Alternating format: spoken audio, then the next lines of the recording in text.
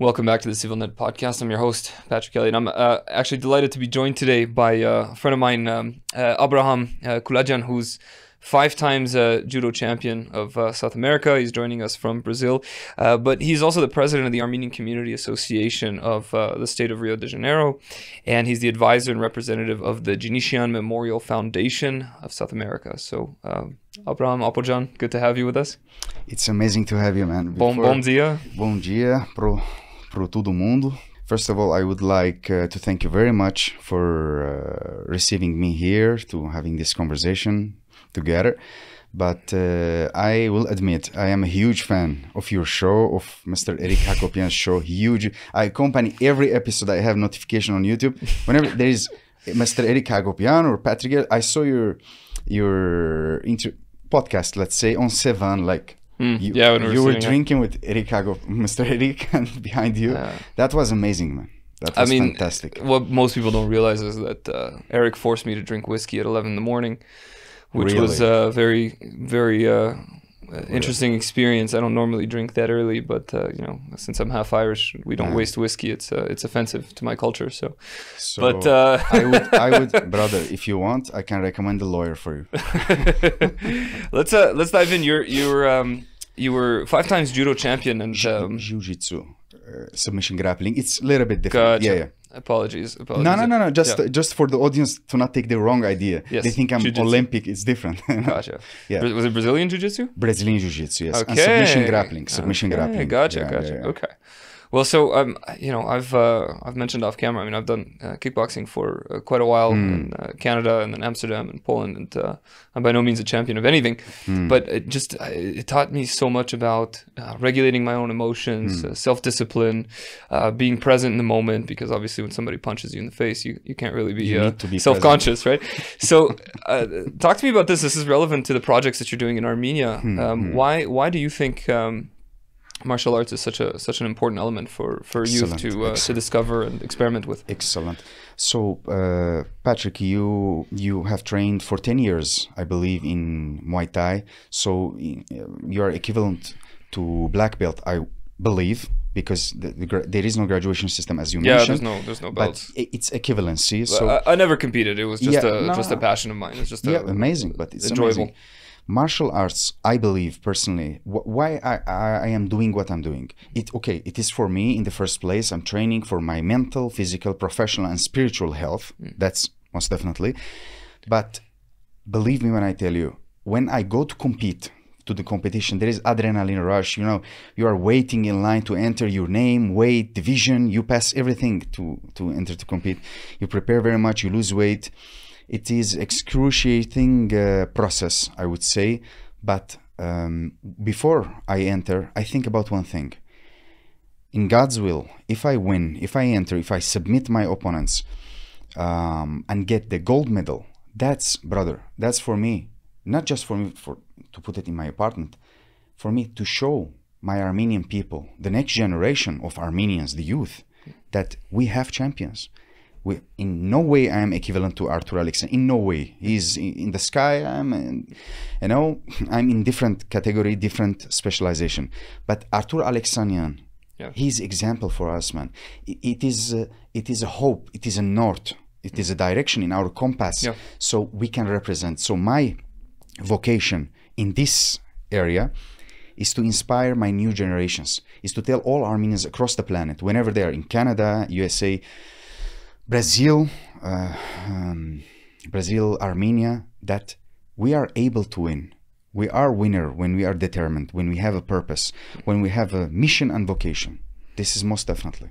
Yeah, I can't agree with you more. This is something that I've brought up countlessly on these podcasts, is that there's one of the biggest things, the biggest fault that I find in the way that we're raised in our culture is that we're very focused on the past.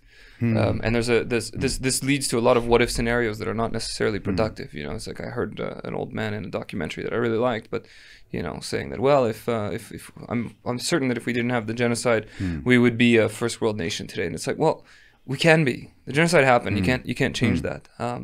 You know, the defeat in 2020 happened. Artsakh fell last year. It hurts. It's excruciatingly painful. But all of these are you know, these are defeats because we did not prepare for victory. Exactly. We didn't prepare for what are we trying to create. Exactly. It's almost like you're trying to hold the river, right? But you're not trying to figure out, you know, what am I trying to build? I need to build something permanent, right? And we're not doing that. We're trying to plug little gaps here and there, but not moving forward. And it's something that Armenians really, really, really need. We need that in our culture. It's this future vision for what we're trying to create, what it means to be Armenian in this day and age. Right, what it means to have an actual nation state where our language is spoken, our songs are sung, our food is eaten, and I agree. A lot of these the processes absolutely necessary. Tell us a little bit about the Armenian community in South America. I mean, we know the Argentine community quite well. There's about 120,000 of them there. But what about Brazil? Brazil, I would say, is a little bit less well known. Exactly. How many Armenians are there, by the way? We have from 60 to 100,000 Armenians. Some part of them are in dispersion in the entire country, but our main stronghold, let's say, is in Sao Paulo, Brazil. Sao Paulo is. But before answering, if you please, this question, I would like to comment about something very interesting that you said. You said in the last like 30 years, let's say, you didn't say this, but you said we were trying to hold the river instead of planning and building a dam. So we can benefit from this river, let's say. Well, all our language is about survival, not about thriving, crazy. Not about success, just survival, just the basic. That's crazy. In the last 30 years, man, if we were compounding, we were taking intelligent decisions, planning and executing the right way, we would be in much different place. So I agree 100% with you, man, about that point. Excellent point. Okay. About the community in Brazil. Brazil, we have, in my estimation, it could be researched, okay, we have like 40,000 active members, and most of them are in Sao Paulo, okay? I live in Rio de Janeiro. Rio is, we have like 200 families. I have like list with names and everything to enter in contact with them. We have reactivated an old association 50 years ago, association called Mount Ararat. I took this association from the collaborated, let's say the right word, with the last president, and we reorganized the name to become the Armenian Community Association of the State of Rio de Janeiro. Why? Because we Armenians, we know Mount Ararat. That's amazing. It's important pillar of our history, but Brazilians do not know what is Mount Ararat. So when I'm going to represent our Armenians to the prefecture or some important government sectors, if I say I'm representative of Mount Ararat, they will not get it. If I say of the Armenian community of Rio de Janeiro, they most definitely will get it. So our Armenian-Brazilian community, I would say, not in nominal terms, in per capita terms, per person, is one of the most successful communities financially speaking. Wow. Per capita, not in nominal terms. Why? Because our Brazilian Armenians, they came from the Ottoman Empire, from Syria, from Lebanon. They arrived to Brazil, to the shores of Brazil, to the shores of Santos city, and they did not know any language. Portuguese is totally different world, brother. You know, you speak some words, so you get what I'm saying. Even as a French and Spanish speaker, Portuguese is really complicated, and it's crazy, man. If I read it, I can understand the majority, but when you guys speak, it's just incomprehensible to me. But I have been there for like 11 years, 11 and a little bit. Believe me, until today, I have difficulties like in some aspects. It's beautiful language. It's very, like, it has a tone, like, como você está, está bem contigo. It has a tonality to it. I love it. So our first Armenian Brazilians, when they arrived there, they didn't speak the language. So naturally, the first, let's say, industry they started working with, they started producing shoes. Because you make shoes, you work on your craft. To sell it, you just need to show the product and say, okay, I want the number, this is the number that I want, and you sell it. So industry started with shoemaking. Armenians, one of the first shoemakers in Brazil. And after that, the next generation, when they came, they speak Portuguese and everything, people that are born, Brazilian Armenians that are born in there, they started selling those products. So they are industry, and they opened stores selling, and they are many multimillionaires, like 10 plus. We have 5 churches, okay, two apostolic, one Catholic, two evangelical, Armenian churches.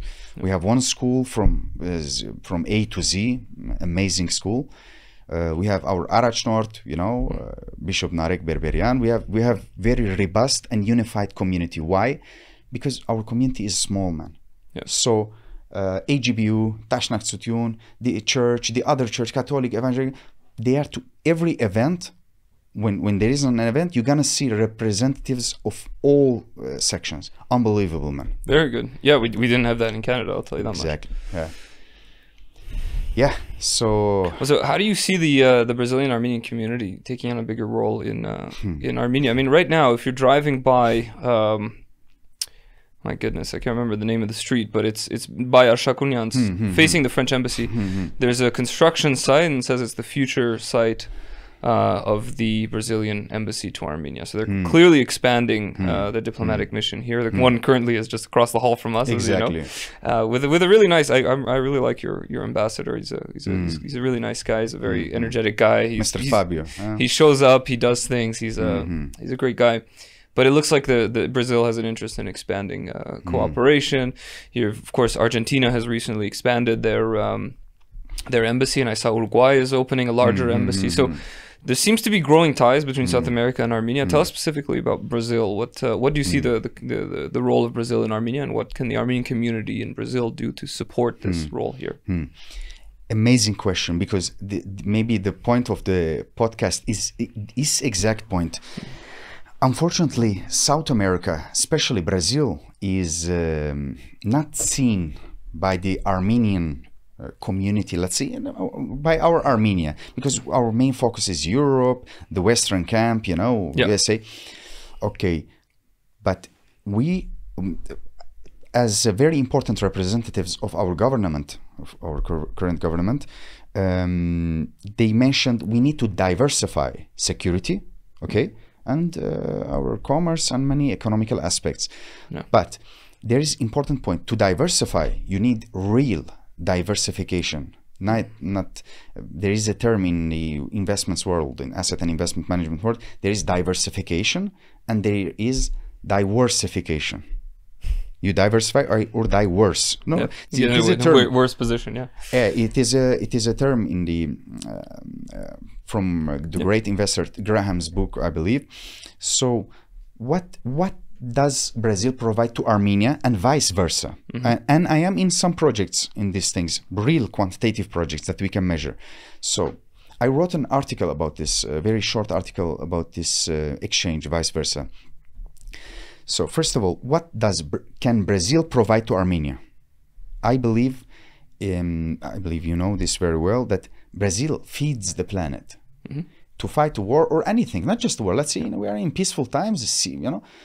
You need, okay, arms, you need your equipments, but the most important thing in a siege scenario, that it is very, you know, our realities. I'm optimistic man, but I'm realist at the same time. Yeah, I agree. So what is the most important thing in siege?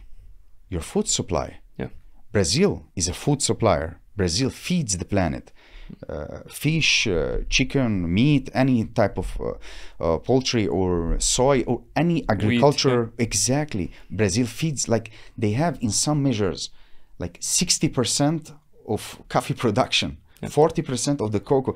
You have 40% of the soy production. The entire planet, 40%. And Brazil represents 1% of the total GDP of the planet, 1%, you know. Unfortunately, it is low. Brazil is man. You should visit Brazil someday. Sao Paulo. Would love to. It is bigger than New York, man. Sao Paulo. How many people you think do live in Sao Paulo state? I don't know. Guesstimate. I know that Manhattan is about 8 million people. 8 million. Give a guess, like Sao Paulo 20, state. 25? 43 million people in the state, not in the city. In the city, of course, much less. So look into Sao Paulo. When you look at it, it's not like you should not look at it like it is a state in a bigger country. No, it is proper nation. I have this perspective about it. About Rio. Rio, you have 22 million people, man. Like 8 times the population of Armenia. Yeah. Sao Paulo have like 13 times population and size and everything. So they have local state governments that are maximally effective. I try to construct excellent relationship with the Rio de Janeiro state government representatives for our causes here. So the importance of Brazil to Armenia is food security and diversification in that direction. Yeah. Especially since the majority of our wheat comes from Russia right now, and they have a tendency to turn off the taps whenever they're unhappy. Exactly, brother. And I would like to add some other thing about Brazil that's very important. For example, Brazil, the biggest 3 airplane producing companies, what are? Airbus, Boeing, and Embraer, which is a Brazilian company. You know this. Yep. People don't know this, man. Yep. Embraer, it's a Brazilian company. Yep. We have arms company like military equipment, Taurus. No, they they produce many things. So, except that Brazil in the technology area, man, they are very advanced. We can benefit a lot from Brazil, and vice versa. I would say, why is Armenia is important to Brazil too? Because in any interest, it has to be a trade-off. Yeah. Exactly. Why should they need? Okay, Brazil. I would say this again. Brazil is extremely important for food diversification for Armenia. This is one. Okay, but for Brazil, why is Armenia important? Our small beloved Armenia, 3 million people. Why it is important to 230 million people? Brazil is powerhouse. Brazil is the China of South America. Yeah. Why is Armenia important to Brazil? As Brazil, they are growing, they are developing, there are many industries becoming more robust. They need to explore new markets, right? New potential markets for their industries. Armenia, in my opinion, could represent, with all due respect, a warehouse that you can put your equipments, your products here, and to distribute it, sell it to Eurasia. Why Armenia? Why not Turkey? Why not Azerbaijan? We're in the EAU with Russia now, part of BRICS. Exactly. But Armenia, relatively speaking, has a stable culture, let's say, with the Western societies. Iran doesn't have that. Turkey has that, but they have their own interests, and they are like very, very, they are very complex. Azerbaijan, the same, in parallels in this regard. Georgia could be, but Armenia, if you have an Armenian, access to Armenia as a warehouse, can distribute to the Eurasian markets. And Eurasian markets, there are almost 400 million people. If you take Turkey, Iran, Azerbaijan, Georgia, and you put other countries on the east, you have a huge market, man. So Armenia, I believe, it is important to Brazil. My only concern really is a logistical one. Yes. It's that for Armenia to even take on that role, you have to go through Georgia. Exactly. So what's to stop Georgia from saying, you know what, we're actually better suited than Armenia. You don't need to pass this stuff onward. Because I thought about this. Actually, I thought about this in the case of Turkey, even in the case of Turkey. Georgia is on the Black Sea. And when you are entering the ports of Georgia, it could be as in warehouse situation, but they are up north. They have lots of problems with their neighbors north. They have lots of problems now with the European Union, as you know. So I wouldn't say Armenia has problems, but it's with one country. It's with Azerbaijan, and Russia is northern than it is far northern than Georgia is closer to Russia. So I'm not being specific about this subject, but maybe I'm biased because I'm Armenian and I want the interest of my country, Armenia. But I believe Armenia could represent more central position to access to Iran. So we have our products in Georgia. Okay, how are you gonna go to Iran? You're gonna go by Armenia, that is more robust, more functional, or by Azerbaijan. So Iran is 90 million people, I believe. Huge market, man, for the Brazilian products. So maybe I'm biased, but I believe it's more central for distribution. Politically, Avlice is okay. They are more neutral in this situation. I could be biased, man. Well, it's interesting. I know that our prime minister has agreed to go to the BRICS summit in Russia, the upcoming one. And of course, the BRICS, the B stands for Brazil. And do you know if there's any meetings planned over there? Okay, I know some things, and generally speaking, because generally we do not like to talk about. I personally do not. I do not like to talk about some things that we didn't execute yet. You know, because I believe when we talk about something before it's happening, the magic goes away. You know, so but I would say one. You want results, not promises, right? Exactly. So I would make one comment about this. Brazil is a neutral country politically. If you look at it, Western camp, Eastern camp, Brazil is Brazil, man. You go to Brazil, to Rio, to go to tourism, industry, commerce. Brazil, they are a peaceful country, externally speaking. Internally, it's a different story, brother. So, externally. But internally, when I say this, so my Brazilian friends do not get sad with me. Internally, as you know, statistically speaking, there are some security issues that need to be solved. Like any country. Any country you go, there are some problems. They're positive and negative. Any country, man. Yeah, but I encourage you to come to Brazil as a tourism, to go to Rio as a tourism. Beautiful, amazing country. I don't doubt that. Abraham Kulajian, thanks again for joining us today. I am very grateful, Patrick. Thanks again for watching CivilNet.